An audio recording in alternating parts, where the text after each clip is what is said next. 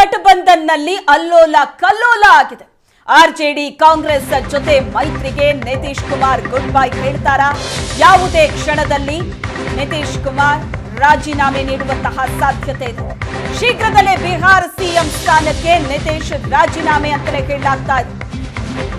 RJD Congress ಜೊತೆ ಮೈತ್ರಿಗೆ Nitish Kumar good bye ಹೇಳುವಂತಹ ಸಾಧ್ಯತೆ ದಟ್ಟವಾಗಿದೆ. ಮತ್ತೆ ಹಳೆ ದೋಸ್ತಿ ಬಿಜೆಪಿ ಜೊತೆಗೆ ಜೆಡಿಯು ಮಹಾಮೈತ್ರಿ ಆಗತ್ತೆ ಅಂತ ಹೇಳಲಾಗ್ತಾ ಇದೆ. ನಾಳೆ ಸಿಎಂ ಆಗಿ ನಿತೀಶ್ ಕುಮಾರ್ ಪ್ರಮಾಣ ವಚನ ಸ್ವೀಕರಿಸಲಿದ್ದಾರಾ? ಬಿಜೆಪಿ ಬೆಂಬಲದ ಜೊತೆ ಜೆಡಿಯುನಿಂದ ಮೈತ್ರಿ ಸರ್ಕಾರ ರಚನೆಯಾಗೋ ಲಕ್ಷಣಗಳು ಕಾಣಿಸ್ತಾ ಇದೆ. Nitish Kumar CM, Sushil Modi DCM. ಅಂತಿಮ ಹಂತದಲ್ಲಿ ಬಿಜೆಪಿ ಜೆಡಿಯು ಮೈತ್ರಿ ಮಾತುಕತೆ ಈಗ ನಡೀತಾ ಇದೆ. ದೆಹಲಿಯಲ್ಲಿ ಬಿಜೆಪಿಯಿಂದ ಹೈ ವೋಲ್ಟೇಜ್ ಮೀಟಿಂಗ್ ನಡೆದಿದೆ. ಬಿಹಾರ್ ಎನ್ಡಿಎ ಮಿತ್ರ ಪಕ್ಷಗಳ ಜೊತೆ ಅಮಿತ್ ಶಾ ಚರ್ಚೆ ನಡೆಸಿದ್ದಾರೆ. ಆರ್ಜೆಡಿ ಕಾಂಗ್ರೆಸ್ ಜೊತೆ ಮೈತ್ರಿಗೆ ನಿತೀಶ್ ಕುಮಾರ್ ಗುಡ್ ಬೈ ಹೇಳ್ತಾರೆ. ಆ ಸಾಧ್ಯತೆ ದಟ್ಟವಾಗಿದೆ. ನಿತೀಶ್ ಕುಮಾರ್ಗೆ ಫೋನ್ ಕರೆ ಮಾಡಿದ್ದಾರೆ ಲಾಲು ಪ್ರಸಾದ್. 5 ಬಾರಿ ನಿತೀಶ್ ಕುಮಾರ್ಗೆ ಲಾಲು ಪ್ರಸಾದ್ ಯಾದವ್ ಕರೆ ಮಾಡಿದ್ದಾರೆ. ಆದರೆ ಲಾಲು ಪ್ರಸಾದ್ ಯಾದವ್ ಜೊತೆ ಮಾತಾಡೋದಕ್ಕೆ ನಿತೀಶ್ ಕುಮಾರ್ ತಯಾರಿಲ್ಲ. ಇವತ್ತು ಜೆಡಿಯು ಶಾಸಕರ ಸಭೆ ಕರೆದಿದ್ದಾರೆ ಸಿಎಂ ನಿತೀಶ್ ಕುಮಾರ್. ಬೆಳಗ್ಗೆ 10 ಗಂಟೆಗೆ ಶಾಸಕರ ಜೊತೆ ಹೈ ವೋಲ್ಟೇಜ್ ಸಭೆ ಇದೆ. ಬಿಜೆಪಿ ಜೊತೆಗಿನ ಮೈತ್ರಿ ಬಗ್ಗೆ ಶಾಸಕರ ಜೊತೆ ಚರ್ಚೆ ನಡೆಸಲಿದ್ದಾರೆ.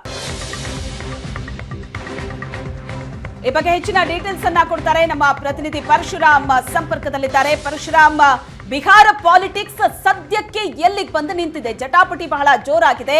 ಯಾವುದೇ ಕ್ಷಣದಲ್ಲಿ ಏನು ಬೇಕಾದರೂ ಆಗಬಹುದು ಅನ್ನೋ ನಿರೀಕ್ಷೆ ಇದೆ. ಈಗ ಸದ್ಯಕ್ಕೆ ಏನೆಲ್ಲ ಅಪ್ಡೇಟ್ ಸಿಗ್ತಾರೆ? ಹೌದು ಶ್ವೇತಾ, ಏನಂತಂದ್ರೆ ಲೋಕಸಭಾ ಚುನಾವಣೆ ಹೊತ್ತಲ್ಲೇ ಬಿಹಾರದಲ್ಲಿ ಅಂದ್ರೆ ಕ್ಷಣಕ್ಕೊಂದು ರಾಜಕೀಯ ಬೆಳವಣಿಗೆಗಳು ಆಗ್ತಿರುವಂತದ್ದು. ಆಯಾರಾಮ್ ಕಯಾರಾಮ್ ಅನ್ನೋ ರಾಜಕೀಯ ಚಟುವಟಿಕೆಗಳು ಏನಂತಂದ್ರೆ ಬಿಹಾರದಲ್ಲಿ ನಡೀತಿರುವಂತದ್ದು.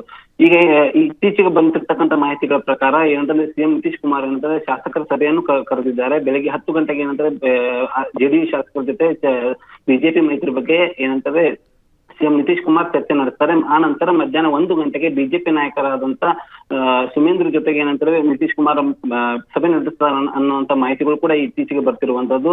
ಒಂದೆಡೆ ಏನಂತಂದ್ರೆ ಬಿಹಾರದಲ್ಲಿ ಕ್ಷಿಪ್ರ ರಾಜಕೀಯ ಬೆಳವಣಿಗೆ ಆಗ್ತಿರುವಂತ ಹಿನ್ನೆಲೆಯಲ್ಲಿ ಅಂದ್ರೆ ದೆಹಲಿಯಲ್ಲೂ ಕೂಡ ಏನಂದ್ರೆ ಅಮಿತ್ ಶಾ ಏನಂತಂದ್ರೆ ಫುಲ್ ಆಕ್ಟಿವ್ ಆಗಿರುವಂತದ್ದು. ಬಿಹಾರದ ಮೈತ್ರಿ ಪಕ್ಷಗಳ ಜೊತೆಗೆ ಅಂತ ಅಮಿತ್ ಶಾ ಅಂತ ಸಭೆ ಮಾಡಿದ್ದಾರೆ, ಸಭೆ ಮೇಲೆ ಸಭೆ ಮಾಡ್ತಿದ್ದಾರೆ.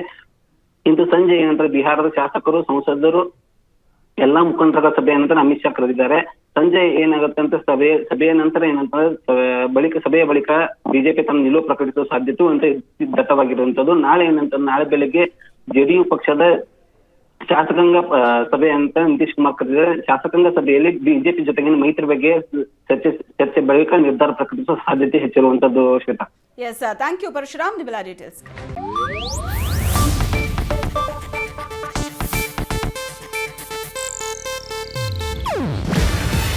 ಇದು ಏಷ್ಯಾನೆಟ್ ನ್ಯೂಸ್ ನೆಟ್ವರ್ಕ್ ಪ್ರಸ್ತುತಿ. ನೀವು ನೋಡ್ತಿದ್ದೀರಾ ಏಷ್ಯಾನೆಟ್ ಸುವರ್ಣ ನ್ಯೂಸ್.